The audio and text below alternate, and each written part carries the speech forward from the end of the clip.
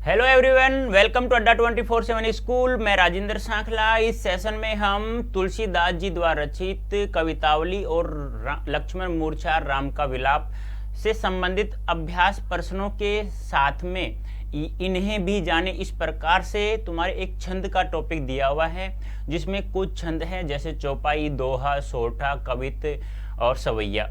तो छंद के बारे में हम लोग देखेंगे। तो इस वीडियो में हम लोगों क्या क्या देखेंगे बच्चों, हम देखेंगे इसमें तुलसीदास जी द्वारा रचित जो कवितावली और लक्ष्मण मूर्छा का विलाप जो दो अंश दिए हुए हैं, उसमें एक छंद का टॉपिक है तुम्हारा अलग से। क्या है? छंद का टॉपिक है। ठीक है, तो वह हम पढ़ेंगे। तो सबसे पहले हम बात करें कि छंद होता क्या है, छंद कहते किसे हैं। ठीक है, तो इससे पहले देखना एक बार आप लोग कवितावली, लक्ष्मण मूर्छा, राम का विलाप ये हमने पढ़ लिया है, अभ्यास प्रश्न भी कर लिया हमने। ठीक है, और जीवन परिचय भी हमने देख लिया था। और बता दूं मैं आप लोगों की, आपकी पुस्तक का नाम आरोह भाग 2 है, जिसका अध्याय संख्या 8 है और लेखक का नाम क्या है बच्चों? तुलसीदास। तो इस सेशन में हम लोग क्या देखने वाले हैं? छंद।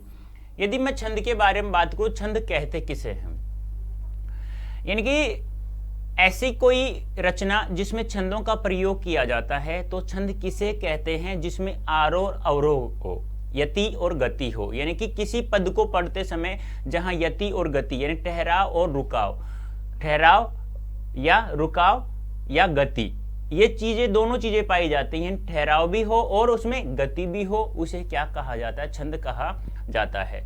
ठीक है, तो छंद बात करेंगे हम जो तुलसीदास जी द्वारा कवितावली और लक्ष्मण मूर्छा राम के विलाप में जितने भी छंद दिए हुए हैं उनके बारे में चर्चा करेंगे।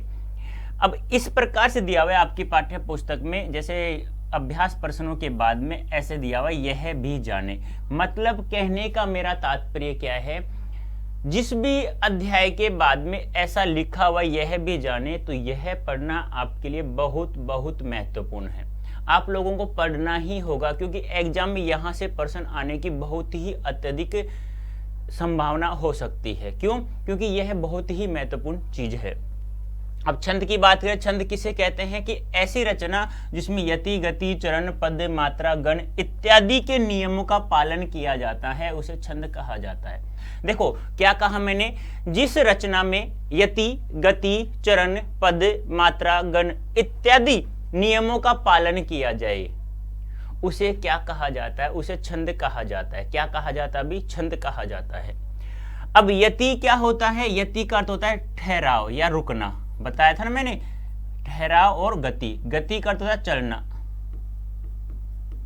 चरण को बोला जाता है पंक्ति, जैसे हम जो लाइन जो पंक्ति होती है ना, उसे छंद में किस नाम से पुकारा जाता है? चरण के नाम से पुकारा जाता है। पद किसे कहते हैं?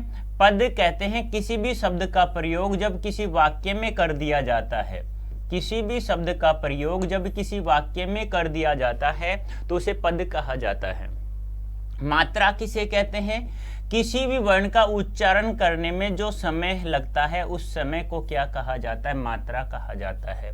और गण किसे कहा जाता है? तीन वर्णों का मेल, तीन वर्णों का मेल, तीन वर्णों का मेल क्या कहलाता है? गण कहलाता है। तो गणों की संख्या कुल कितनी होती है? 8 होती है। एक बार वापस देखो, ऐसी रचना जिसमें यति, गति, चरण, पद, मात्रा, गण इत्यादि के नियमों का पालन किया जाता है, उसे छंद कहा जाता है।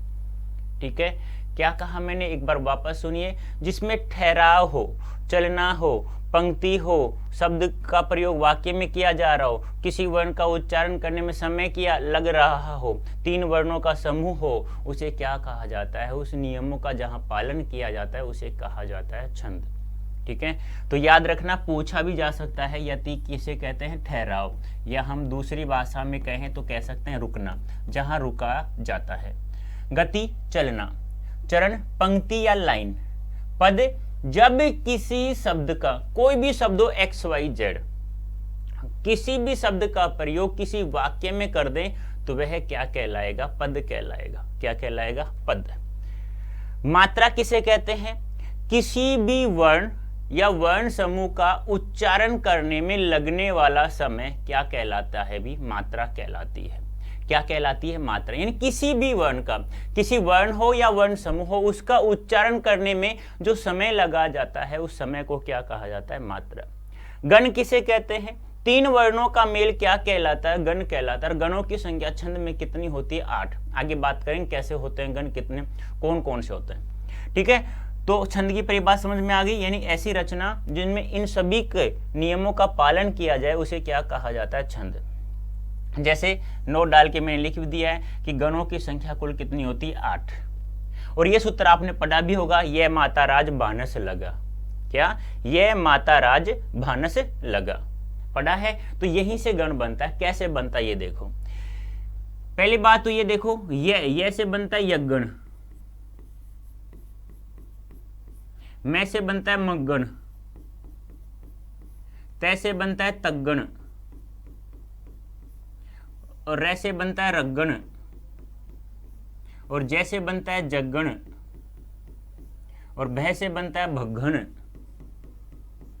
और न से बनता है नग्गण, और से बनता है शग्गण। ठीक है, तो कितने हो गए देख लो, 1 2 3 4 5 6 7 8 हो गए ना। अब इनको कैसे लिखते हैं कि 3 वर्णों का मेल तो कहलाता है गण। ठीक है, हो गया, गण हो गया। गणों की संख्या कुल कितनी मानी जाती है? 8 मानी जाती है। कितनी मानी जाती है भाई? 8। अब इनके वर्णों की बात करें कि कैसे गिने जाएंगे, तो जैसे यहां देखो यज्ञ में यह माता है ना, तो यह की 1 मात्रा, माँ की 2 मात्रा, ता की 2 मात्रा। यहां मात्रा हमेशा ध्यान रखना स्वरों की गिनी जाती है। बाद में बात करूंगा मैं इससे आगे। मैं तो केवल इतना ही समझा रहा हूं। यहाँ पर क्या समझा रहा हूं भी कि गण जो होता है, गण होते कितने हैं और कैसे बनते हैं। ठीक है, अब देखो यहाँ पर यह माता यानी कि इससे बनेगा हमारा यज्ञन। यह माता, ए की 1 मात्रा, आ की 2 मात्रा, आ की 2 मात्रा, तो क्या हो जाएगा? 1 2 और 2, 2 और 2 4 1 5। अब यज्ञन की कुल कितनी मात्रा हो गई भी? 5 मात्राएं हो गई। ऐसे ही मग्गन की मात्राएं गिने तो आगे वाले 3 वन ले लो। मातारा, तो आ की मात्रा कितनी होती है भी? माँ की आ जुड़ा हुआ है मैं में, तो कितनी मात्रा होती है? 2। आ 2 और रा 2, तो 2 2 4 2 6, यानी कितनी मात्रा होगी मग्गन की? 6 मात्राएं होगी। मैं सिखाऊंगा आगे। अब आगे तग्गन की मात्रा गिनेंगे तो क्या हो जाएगा? 3 वन ले लो। ताराज, अब ताराज में देखो आ की मात्रा 2, रा की आ की मात्रा 2, ए की मात्रा 1, 2 2 4 1 5, तो कितनी हो गई भी? 5 मात्राएं होगी तग्गन की। ऐसे रग्गन की बात करें तो राजभा 2 और 1 और 2, ऐसे कैसे? 2 1 और 2। आगे जग्गन की देखो, जय भान 1, ए की मात्रा, भा की 2, ए की मात्रा 1। ऐसे ही बात करें भग्गन की तो भानस, तो आ की मात्रा कितनी? 2, ए की मात्रा 1, से की मात्रा 1। ऐसे ही नग्गन की बात करें तो नसल, तो ए 1 1 1। आगे सगन की बात करें तो सलगा 1 1 2, 1 1 और 2, ये होती मात्राएं। जहां मैंने एस जैसा लिखा हुआ है ना, इसे कहा जाता है दीर्घ मात्रा या गुरु मात्रा, जिसकी कितनी मात्रा गिनी जाती है? 2।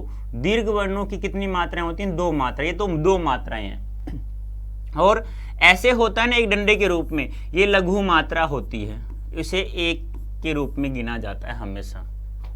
आई बात समझ में या नहीं आई? आ गई? आगे देखिए। अब आपसे पूछा जाए कि छंद का सर्वप्रथम उल्लेख कहां हुआ, तो ध्यान रखना छंद का सर्वप्रथम उल्लेख हमें कहां प्राप्त होता है? ऋग्वेद में प्राप्त होता है। कहां प्राप्त होता है बच्चों? ऋग्वेद में। ध्यान रखना, पूछा जा सकता है आपसे कि छंद का सर्वप्रथम उल्लेख कहां प्राप्त होता है। अब आपसे पूछा जाए कि छंद कितने प्रकार का होता है बच्चों, तो छंद कितने प्रकार का होता है? 2। कौन कौन से? एक वार्णिक छंद होता है, एक मात्रिक छंद होता है। ये होते क्या हैं वो समझ लीजिए। क्यों? क्योंकि हमें पता होना चाहिए।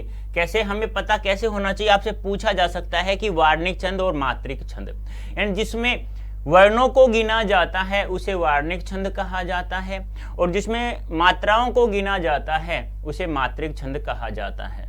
ठीक है। यदि वार्णिक की हम बात करें तो इसमें वर्ण, मूल शब्द वर्ण है, इक इसमें प्रत्यय जुड़ा हुआ है। ऐसे ही हम मात्रिक की बात करें बच्चों तो मात्रा यहाँ पर मूल शब्द है और इक क्या है, यहाँ पर प्रत्यय जुड़ा हुआ है। ये ध्यान आपको रखना है, ठीक है। अब आपसे पूछा जाए कि वार्णिक और मात्रिक छंद कितने प्रकार के होते हैं, तो वार्णिक और मात्रिक दोनों तीन तीन प्रकार के होते हैं। कौन कौन से? सम, अर्धसम और विषम। सम, अर्धसम और विषम, ये ध्यान रखना। सम, अर्धसम और विषम, ये है ना, ये इधर यहाँ थोड़ा सा, ठीक है, ये आपको ध्यान में रखना है, ठीक है। तो वही बात है, वार्णिक छंद भी तीन प्रकार का, सम, अर्धसम और विषम। सम, अर्धसम और विषम, ये आपको ध्यान में रखना है, ठीक है। समझ में आ गया। तो आपसे पूछे वर्ण छंद कितने प्रकार का होता है? दो प्रकार का, वार्णिक छंद और मात्रिक छंद। यानी कि जिसमें, जिस रचना में या जिस पद में वर्णों को गिना जाता है उसे कहा जाता है क्या? वार्णिक। और जिसमें मात्राओं को गिना जाता है उसे क्या कहा जाता है? मात्रिक। अब मात्राओं को कैसे गिनेंगे मैं बता चुका हूं। लघु वर्णों की मात्रा एक होती है, जिसे एक डंडे के रूप में, जिसे हिंदी में खड़ीपाई कहा जाता है, ठीक है, तो एक के रूप में। और दीर्घ वर्णों के रूप में ऐसे, जिसकी दो मात्राएं गिनी जाती हैं, इसकी एक मात्रा गिनी जाती है और इसकी दो मात्रा।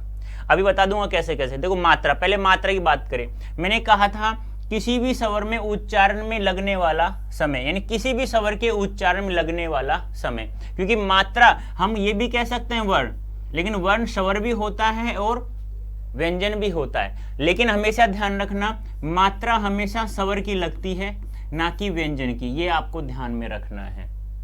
आपसे पूछा जाए कि मात्रा किसकी होती है, स्वर की या व्यंजन की, तो ध्यान रखना स्वर की मात्रा होती है, व्यंजन की कोई मात्रा नहीं होती है। तो किसी भी वर्ण बोल दो, कोई दिक्कत नहीं है, स्वर बोल दो। किसी भी वर्ण के या किसी भी स्वर के उच्चारण में लगने वाले समय को, लगने वाले समय को क्या कहा जाता है? अभी मात्रा कहा जाता है। और छंद में कितने तरह की मात्राएं होती हैं? दो तरह की मात्राएं होती है, एक और दो। इसे लघु मात्रा, इसे दीर्घ मात्रा कहते हैं। तो लघु मात्रा खड़ीपाई के रूप में इस प्रकार से लगाई जाती है और गुरु मात्रा वक्र रेखा के रूप में इस प्रकार से लगाई जाती है। ध्यान रखना, समझ में आया नहीं आया? तो मैंने क्या कहा, लघु और गुरु मात्रा। लघु मात्रा एक खड़ीपाई के रूप में, एक डंडे के रूप में होती है और गुरु मात्रा वक्र रेखा के रूप में होती है। इसकी एक मात्रा गिनी जाती है हमेशा और इसकी दो मात्रा गिनी जाती है। अब ये लघु मात्रा किसकी होती हैं? लघु वर्णों की होती हैं, जो चार होते हैं, ए, ई, उ और री।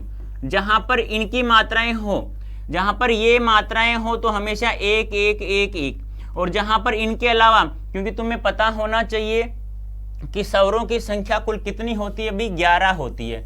कौन कौन सी? आ, ई, दीर्घ ई, उ, री, ए, आई, ओ और औ। अब यहां हम लोग बात करें जो मूल स्वर है, हमारे मूल स्वरों की संख्या कितनी होती है? 4 होती है, जिन पर मैंने गोला कर दिया है। ये 4 वर्ण होते हैं जिन्हें मूल स्वर कहा जाता है। मूल स्वरों को ही लघु स्वर कहा जाता है। और लघु स्वरों की मात्रा कितनी होती है? एक, जिसे खड़ीपाई के रूप में लिखा। यानी जिस भी वर्ण में इन चारों में से किसी की भी मात्रा हो, जैसे मैंने अभी बताया था ना, जैसे मैंने आपको नियम लिखा था, यह माता राज भानस लगा, यह माता राज भानस लगा, बताया था ऐसे। तो मैंने कहा था क्या, कैसे कहा था? यह माता 1 2 2, मातारा 2 2 2, ऐसे जोड़ा था ना। देखो ये में क्या जुड़ा हुआ है? ए जुड़ा हुआ है तो एक मात्रा। में क्या जुड़ा हुआ है? आ जुड़ा हुआ है, दो मात्रा। तय में क्या जुड़ा हुआ है? आ जुड़ा हुआ है, दो मात्रा।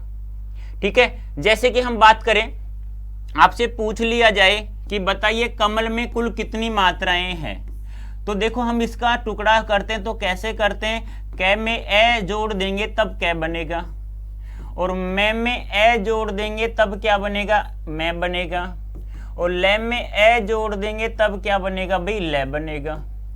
ठीक है। अब देखो अब बार बार ऐसे टुकड़ा करके नहीं देखना है, सीधा सीधा देखना है। कै तो एक मात्रा, मैं एक, ए। यदि मैं ऐसे लिख दूं कमली, तो तुम्हें पता है ए और ई बड़ी है, तो ई बड़ी की कितनी मात्राएं होती हैं? 2 मात्राएं होती हैं। बात समझ में आ रही है क्या आप लोगों को? ठीक है। हाँ, यही जैसे कि मैं बात करूं, जैसे कोई नाम लिख देता हूं मैं, जैसे कि मान लो मैंने लिखा आकाश। अब देखो आ कितनी मात्राएं होती हैं, आ की वक्र रेखा के रूप में 2 मात्रा, दीर्घ मात्रा। कै में भी क्या जुड़ा हुआ है, आ जुड़ा हुआ है तो 2 मात्रा। सै में भी क्या जुड़ा हुआ है, ए जुड़ा हुआ है तो 1 मात्रा। तो कितनी मात्राएं होगी, 2, 2, 4 और 1, 5। ऐसे आपको मात्राएं गिननी है बच्चों, गिन लोगे, वेरी गुड, शाबाश। अब देखिए मात्रा के नियम, यानी मात्रा कैसी लगाई जाती है, ये तो हमें पता चल गया।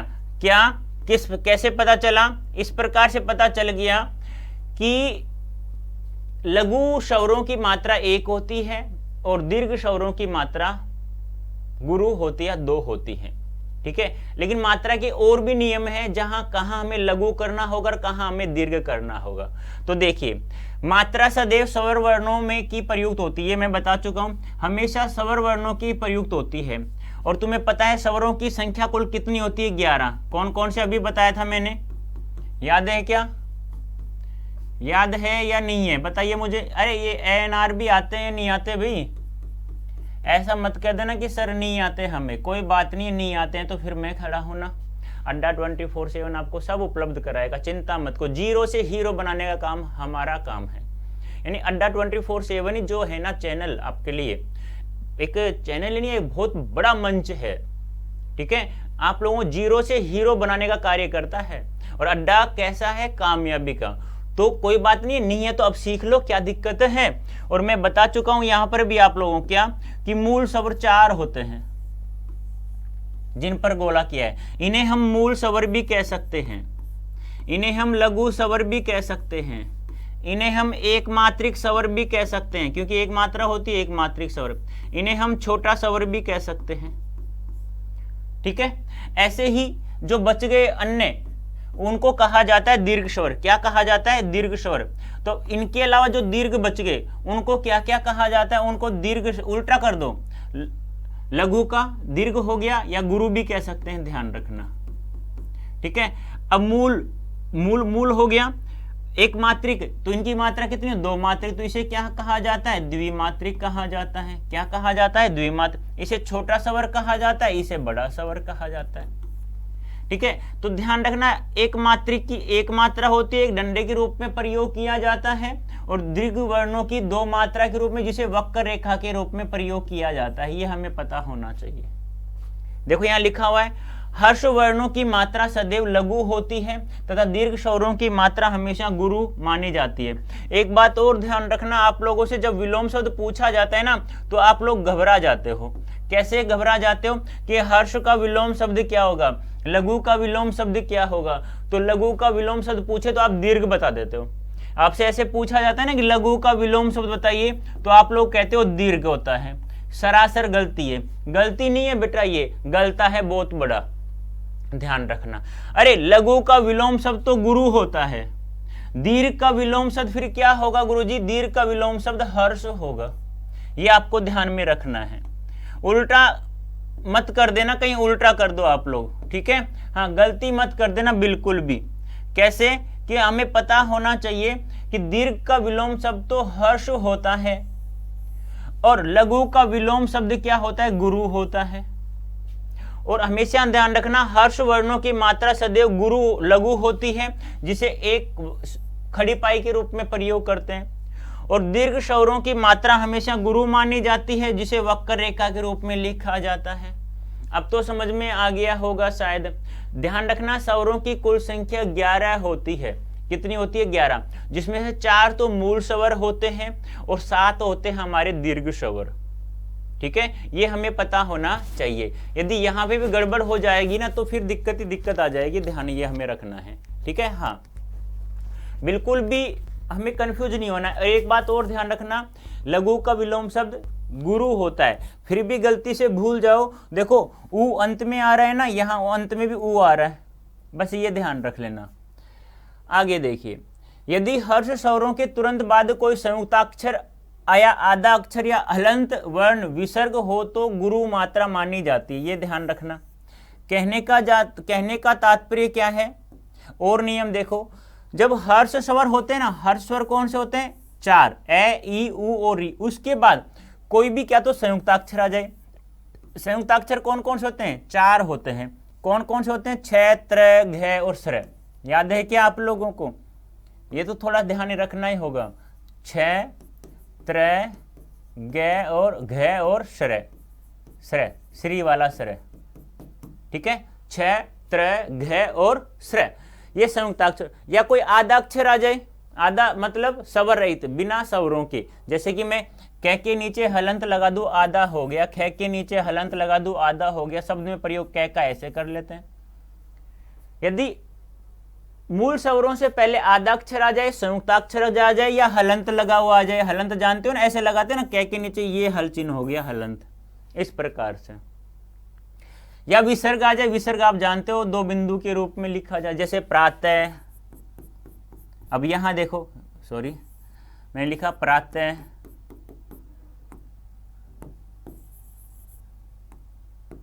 अब विसर्ग आ गया ना, लेकिन इससे पहले देखो ए है, तो मैंने यही तो कहा है कि हर्ष स्वरों से पहले, यानी कि ऐसे पहले विसर्ग आ गया तो कितनी मात्रा गिनी जाएंगी? 2 मात्रा गिनी जाएंगी।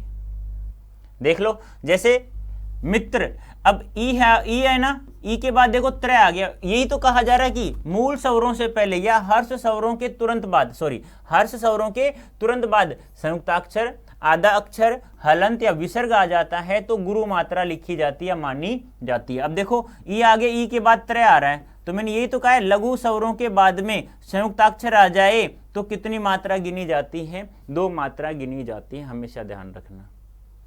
ठीक है, ऐसे देखो हलंत आ गया तो 2 मात्रा गिनी जाएंगी यहां पर, इस प्रकार से कर सकते हैं आप लोग। Very good. जैसे अब हम इसकी बात करें तो कुल कितनी मात्राएं हैं भी मित्र में? बताओ जल्दी से। मैंने क्या कहा? हर्ष के तुरंत बाद यदि कोई संयुक्ताक्षर या आधा अक्षर, हलंत वर्ण या विसर्ग आ जाता है तो केवल बस क्या गिनना में? गुरु मात्रा माननी है। ठीक है, ऐसे हम लोग कर सकते हैं। आगे देखिए,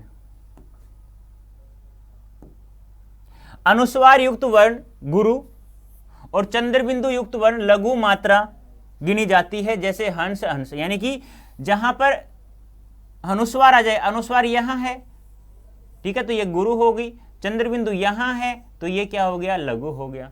कहीं पर भी चंद्र बिंदु आ जाए तो 1 मात्रा, और कहीं पर भी अनुस्वार आ जाए तो 2 मात्रा, वक्र रेखा।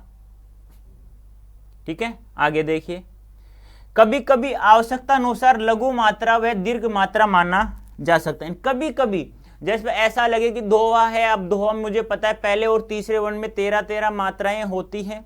अब गलती से मान लो पहले में 13 होगी, दूसरे में 11 होगी, तीसरे में मतलब 12 हो रही है और चौथे में 11 होगी। अब मुझे पता है तो दोहा 100%, तो मैं तीसरे वर्ण में जहां 12 मात्रा आ रही है, मुझे पता है 13 आनी चाहिए, तो मैं लघु को, अंतिम वर्ण को लघु है वहां पर, उसको मैं दीर्घ मान सकता हूं। तो ऐसा माना जा सकता है। ठीक है, आगे दोहा। अब देखो यह क्या है? एक दोहा। मैंने बताया ना पहले, अब एक बार मैं रिपीट कर देता हूं, ध्यान रखना, अच्छे समझ में आ जाए। छंद जो होता है ना, छंद, उसका सर्वप्रथम प्रयोग ऋग्वेद में होता है। कहाँ होता है भाई? ऋग्वेद में होता है। और छंद कितने प्रकार का होता है? 2 प्रकार का होता है। कौन कौन सा होता है? एक तो वार्णिक छंद होता है और एक होता है हमारा मात्रिक छंद होता है। कौन कौन सा? एक तो वार्णिक छंद होता है और एक होता है हमारा मात्रिक छंद होता है। ठीक है, छंद किसे कहते हैं? ऐसी रचना जिसमें यति, गति, गण, मात्रा आदि के नियमों का पालन किया जाता है, तो उसे क्या कहा जाता है? उसे छंद कहा जाता है। तो छंद कितने प्रकार का होता है? 2 प्रकार का, वार्णिक और मात्रिक। यह भी 3 प्रकार का, यह भी 3 प्रकार का। ये कौन कौन से? सेम है दोनों के दोनों, सम, विषम और अर्धसम। सम, विषम और अर्धसम 3 प्रकार के होते हैं। ये भी 3 प्रकार का होता है, ये भी 3 प्रकार का होता है। अब हमें ये तो पता ही होगी कि मूल स्वरों की मात्रा लघु मानी जाती है, जिसे एक खड़ीपाई के रूप में प्रयोग किया जाता है। दीर्घ वर्णों की मात्रा गुरु के रूप में मानी जाती है, जिसकी मात्रा वक्र रेखा के रूप में 2 मानी जाती है। ये हमें पता होना चाहिए भाई। ठीक है, अब देखिए दोहा कैसा छंद है, क्योंकि जब मैं कवितावली और राम लक्ष्मण मूर्छा और राम का विलाप पढ़ा रहा था, उस समय मैंने बताया था कि दोहा, कवित, चौपाई, सोठा, इन सभी के बारे में, सवैया, इन सभी के बारे में मैंने एक सरसरी तौर पर बताया था, आप लोगों को याद हो तो याद करो। दोहे के बारे में मैंने क्या क्या बताया था। मैंने बताया था यह एक अर्धसम मात्रिक छंद होता है जिसमें मात्राएं गिनी जाती है। दूसरी सबसे बड़ी बात बताया था कि इसके विषम चरणों में, अर्थात एक पहले और तीसरे चरण में 13-13 मात्राएं होती है और दूसरे और चौथे में 11-11 मात्राएं होती हैं। याद है क्या मैंने बताया था? तो वही बात अब हमें मात्राएं गिननी है। वहां तो जब मैं कवितावली और लक्ष्मण मूर्छा राम का विलाप पढ़ा रहा था तब मैंने मात्रा नहीं गिनी थी, बस केवल आपको बताया था ऐसे। अब हम अच्छे से जब छंदी पढ़ रहे हैं तो एक एक मात्रा को गिनेंगे, एक एक वर्णों को गिनेंगे, जहां मात्रा होती है कहाँ मात्रा नहीं होती है। अब ध्यान से देखिएगा, दोहा एक अर्धसम मात्रिक छंद है। इसके सम चरणों में अर्थात दूसरे और चौथे में 11-11 मात्राएं होती हैं और विषम चरणों में अर्थात पहले और तीसरे में 13-13 मात्राएं होती हैं। बोलो, यही बताया मैंने, यह एक अर्धसम मात्रिक छंद होता है। इसके साथ अंत में क्या होता है, इनके साथ अंत में क्या होता है, लघु वर्ण होता है। यानी अंत में क्या दिखाई देगा, हमें लघु वर्ण दिखाई देगा। इसके विषम चरणों के आदि में जगन आना वर्जित है। जगन याद है ना, देख लो एक बार, यह माता राज भानस लगा, यह माता राज भानस लगा। अब देख लो जगन क्या है, जगन जय कहाँ आ रहा है, ये आ रहा है जय भान, 1 2 और 1, यानी कि ये मात्राएं नहीं होनी चाहिए। वर्जित मतलब नहीं आनी चाहिए, यानी कि इसके विषम चरणों में, यानी कि पहले और तीसरे चरण में जगन नहीं आना चाहिए। जगन आ जाएगा तो दोहा नहीं माना जाएगा। जबकि सम चरणों के अंत में एक लघु वर्ण आना आवश्यक है, लेकिन सम चरणों के अंत में क्या आएगा, एक लघु वर्ण आता है। यति प्रत्येक चरण के अंत में होती है, यानी कि प्रत्येक चरण को जब अंत करेंगे तो उसको ठहरते ही है तो अंत में रुकते भी हैं। तुक प्राय सम चरणों में मिलती है, ये ध्यान रखना। ये तुक क्या होता है ये वो समझो। जैसे कि मान लो ये एक पंक्ति, एक चरण है, इसमें अंत में यदि ये, इसको हटा देता हूं मैं यहां पर, यदि मान लो इसको, यदि है आ रहा है, इसका मतलब यहां आई की मात्रा है, तो वहां पर भी आई की ही मात्रा हमें दिखाई देगी दूसरी लाइन के अंत में। जहां पहले तुक क्या होता है, देखो पहली लाइन के अंत में या पहले चरण के अंत में आई की मात्रा है, तो दूसरी में भी क्या होगा, आई की ही मात्रा होगी, उसे तुक। यानी कि समान वर्ण जहां दिखाई देता है तो उसे क्या कहा जाता है, तुक कहा जाता है। समझ में आ गया होगा। तो वैसे मैंने बताया भी था, बार बार बताया, जब भी दोहा आया तब भी मैंने जिक्र किया इसका, जब मैंने लक्ष्मण मूर्छा राम का विलाप पढ़ाया तब। ठीक है, तो इसको आप लोगों को देख लेना। अर्धसम होता है, सम चरणों में 11-11, विषम चरणों में 13-13 मात्राएं, विषम चरणों के अंत में जगन नहीं आता है और तुक प्राय सम चरणों में मिलती है। जैसे देख लो उदाहरण में, सुनी दसकंदर बचन तब कुंभकर्ण बिलखान, जगदम्बा हरि आनी अब सट चाहत कल्याण। यानी कि सारी कहानी जब रावण कुंभकर्ण को बता देता है तो कुंभकर्ण बिलखता है ना, फिर कहता है कि हे मूर्ख, अब तू कल्याण चाहता है, तेरा कल्याण नहीं हो सकता क्योंकि तूने सीता माता का हरण किया है, अब तू तेरा कल्याण अर्थात तेरा भला नहीं हो सकता है। ठीक है, तो वही बात है, सुन ली। अब देख लीजिए मात्राएं गिनना हूं, ऊ है 1 1 1 1, अनुस्वार आ गया 2 1 1 1 1 1 1 1 2 1 1 1 1 1 1 2 और 1। अब देखो मैंने कहा पहले और तीसरे में 13-13 मात्राएं होनी चाहिए, तो देखो 1 2 2 4 2 6 2 8 2 10 2 12 और 1 13। देखो सुनी दसकंदर वचन तब कुंभकर्ण बिलखान, जगदम्बा हरि आनी अब सट चाहत कल्याण। ठीक है, ऐसे ही यहाँ गिन लो 1 1 2 2 1 1 2 1 1 1 1 2 1 1 1 2, सॉरी संयुक्त अक्षर आ गया ना 2। याद रखना ये नियम भी, संयुक्त अक्षर आ जाए तो मैंने कहा था ना हमें क्या गिनना है, 2 और 1। अब देखो यहाँ पर 1 2 2 4 2 6 7 8 9 10 11 12 13। ठीक है, 2 2 4 2 6 2 8 2 10 और 1 11 होगी। तो यहां देखो 13 11 2 2 4 2 6 2 8 10 और 1 11 13 और 11। ये तो आपको बता सके, ये तो पता चल गया होगा कि सर ने मात्राएं कैसे गिनी है, यानी लघु स्वरों की मात्रा 1 और दीर्घ स्वरों की मात्रा 2 गिनी जाती है। ये आपको ध्यान में रखना है। एक और देख लो,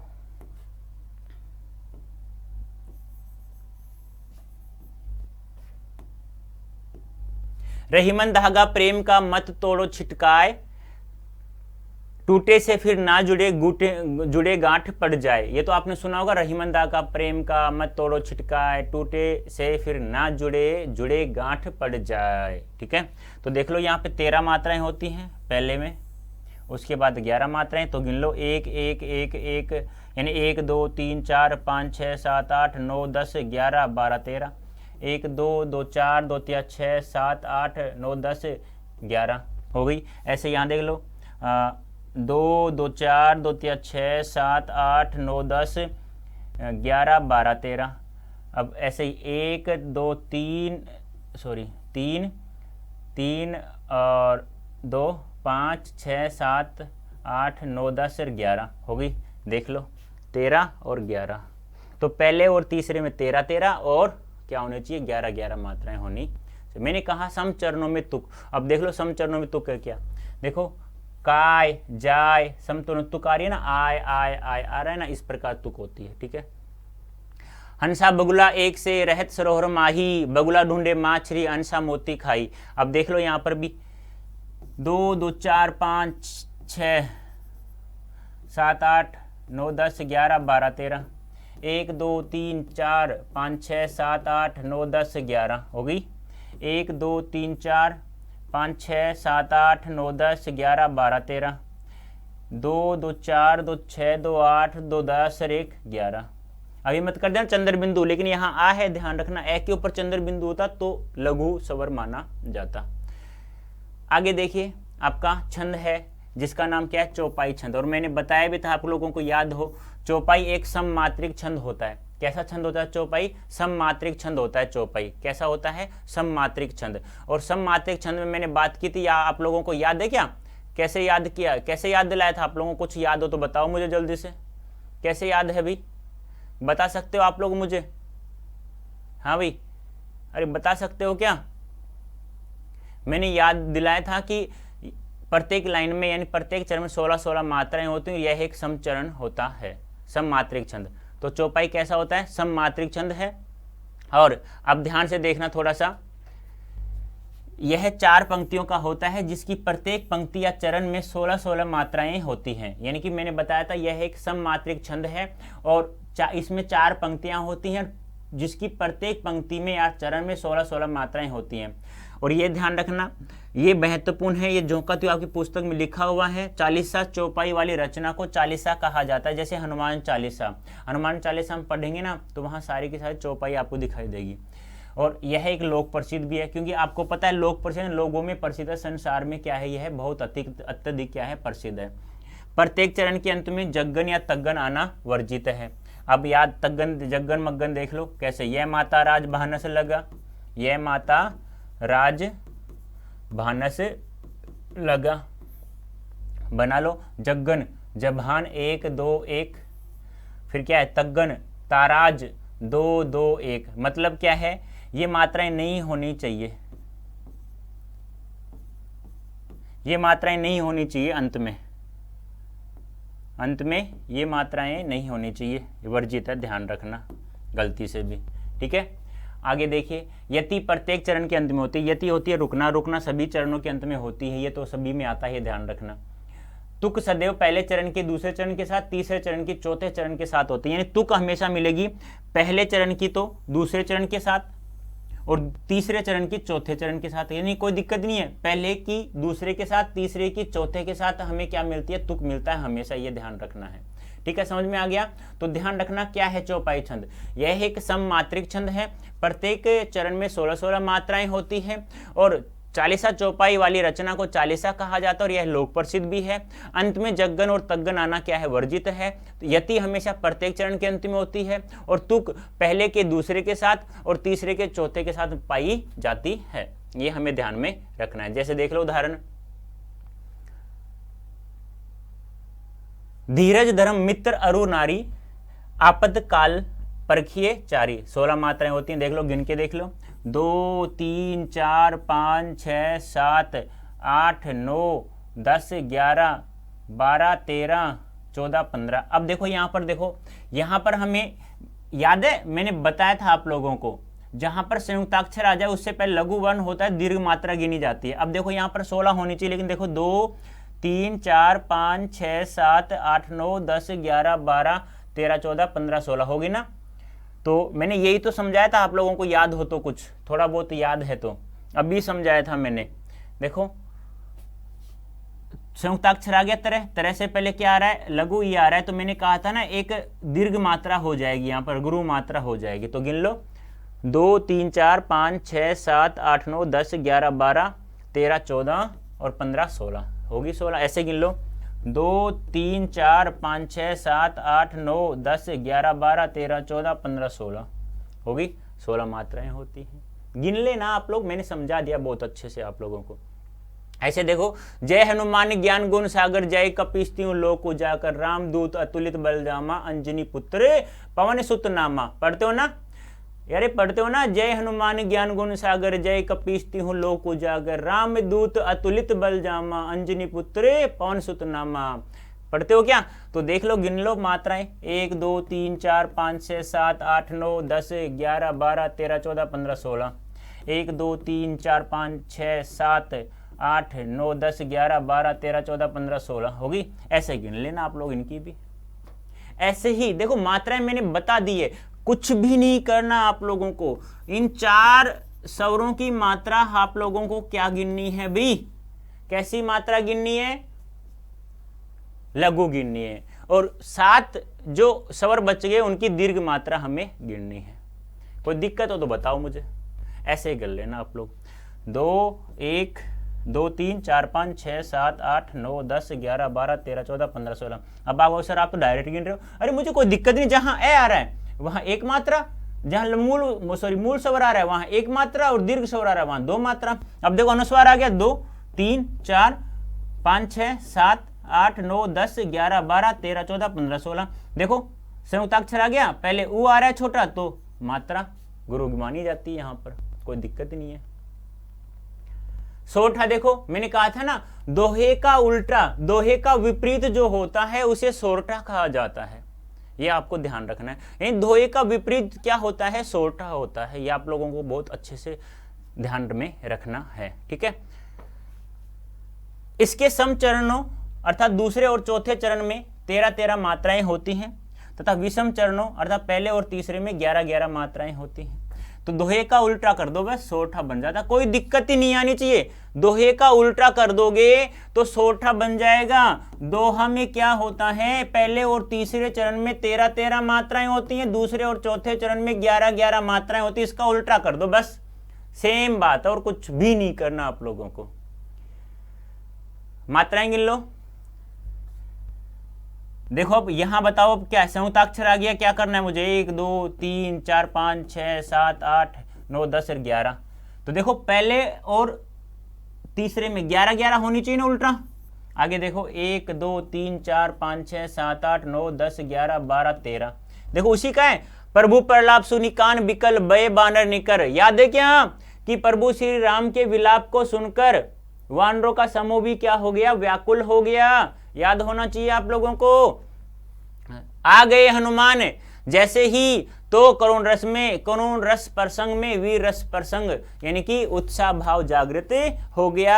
आप लोगों को याद होना चाहिए भाई, ठीक है। 2 3 4 5 6 7 8 9 10 11। देखो 11 होगी, तो पहले और तीसरे में 11, और दूसरे और चौथे में कितनी होनी चाहिए? 13-13। 1 2 3 4 5 6 7 8 9 10 11 12 13। देखो 13 ये रही और 13 ये रही। 2 2 4 2 6 2 8 10 10 और 3 13। यही तो करना है हम लोगों को। देखो बहुत सारा समझाते हुए आ रहा हूं धीरे धीरे। अब तुम ये मत कहना गुरुजी आप तो जल्दी गिन रहे हो। अरे भाई जल्दी मैंने पूरा समझा दिया। करना ही क्या है आप लोगों को? केवल कुछ ही नहीं करना, मात्राएं गिननी है। अब देखो कवित, अब ये वार्णिक छंद आ गया, और वार्णिक वहां तो मात्राएं गिन रहे थे, और यहां अब वर्णों को गिनेंगे। वर्ण जानते हो ना, 11 स्वर होते हैं, 33 व्यंजन होते हैं हमारे, बस उनको गिनना है आप लोगों को। तो यह वार्णिक छंद होता है, इसे मनहरण भी कहते हैं। कवित के प्रत्येक चरण में 31 वर्ण होते हैं और 16वें व 15वें पर क्या होती है, यति होती है। याद है क्या आप लोगों को? और प्रत्येक अंत के वर्ण क्या होता है, गुरु होता है। बस और कुछ नहीं करना। याद है क्या मैंने पढ़ाते समय बताया था, लक्ष्मण मूर्छा राम का विलाप, दोहा सोटा के अतिरिक्त मैंने लक्ष्मण मूर्छा नहीं, कवितावली का उत्तरकांड में 2 कवित थे और एक सवैया था। याद है मैंने बताया था उस समय कि कवि तो होता है वह एक वार्णिक छंद होता है, प्रत्येक चरण में 31 वर्ण होते हैं और 16वें व 15वें वर्ण पर क्या होती है, यति अर्थात ठहराव होता है और अंत में क्या मिलेगा, हमें गुरु वर्ण प्राप्त होता है। ठीक है, तो ये ध्यान रखना। कवित को मनहरण भी कहते हैं। प्रत्येक चरण में 31 मात्र वर्ण होते हैं, 16वें या 15वें पर क्या होती है, यति होती है। देखो, खेती ने किसान को, भिखारी को ने भीख बली, बनिक को बनिज ने चाकर को चाकरी, जीविका बिन लोग सिद्धमान सोच बस, एक ही एकन सो कहाँ जाई काकरी। कहते हैं ना कि किसान के पास खेती नहीं, यानी किसान के पास खेती करने के लिए खेती या साधन नहीं है और भिखारी को भीख नहीं मिल रही, ना उसे दान मिल रहा है, अपना जीवन भी चलाया जाए यदि भीख मांग कर भी तो उसे भीख और दान भी नहीं मिलता है। लोगों के पास पैसा नहीं है तो व्यापारी का क्या हो गया, व्यापार ठप हो गया, और लोगों में पैसा नहीं है तो नौकर को नौकरी कहाँ से प्राप्त होगी। और आजीविका विहीन लोग, जिनके जो बेरोजगार हैं, वो यह सब सोच करके एक दूसरे दुखी हो रहे हैं और एक दूसरे से कह रहे हैं कि कहाँ जाएं और क्या करें। अब ये मत कहना सर आपने बहुत जल्दी इसका अर्थ बता दिया। भाई मैं बता चुका हूँ, पढ़ा चुका हूँ। कवितावली के उत्तरकांड 2 कवित 1 सवैया लिया गया, जो बता चुका हूँ बहुत अच्छे से मैंने। अब यहाँ तो वर्ण गिना, छंद पढ़ा रहा हूँ तो वर्ण गिनो। 1 2 3 4 5 6 7 8 9 10 11 12 13 14 15 16 वर्ण गिना है बस।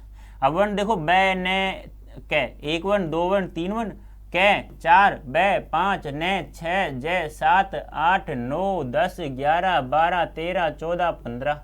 अब 15 हो गए तो 16। कहा जाता है ना कि अंत में गुरु होना चाहिए, तो गुरु है ही अंत में।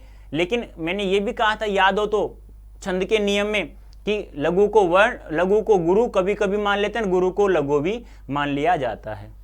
ऐसे यहां देख लो, 1 2 3 4 5 6 7 8 9 10 11 12 13 14 15 16 हो गए। ऐसे 1 2 3 4 5 6 7 8 9 10 11 12 13 14 15। अब यहां मानना पड़ेगा हमें 16। ठीक है, इस प्रकार से हमें आगे देखिए।